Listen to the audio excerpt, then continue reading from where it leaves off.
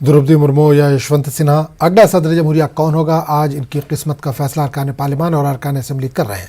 तकरीबन 4800 voter voting करेंगे। Parliament और रियासती असेंबलियों में वोटिंग के बंदोबस्त किए गए। वज़ीर आज़म नरेंद्र मोदी और वज़ीर दाखिला अमित शाह ने अपना वोट डाल दिया है। एनडीए उम्मीदवार को जीत का मजबूत दावेदार माना जा रहा है। इन्हें 27 छोटी बड़ी पार्टियों की हिमायत हासिल है। मुर्मू की तायद में बाज़ गैर एनडीए पार्टियां भी हैं, जबकि अपोजिशन के मुश्तरका उम्मीदवार यशवंत सिन्हा को Congress, TMC, NCP, CPM, RSP, DMK, आम आदमी पार्टी, एआईयूडीएफ, टीआरएस समेत दीगर की हिमायत हासिल है। वोटों की गिनती 21 जुलाई को होगी।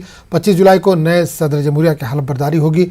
मौजूदा सदर रामनाथ कोविंद की मुद्दत कार 24 जुलाई को मुकम्मल हो रही है।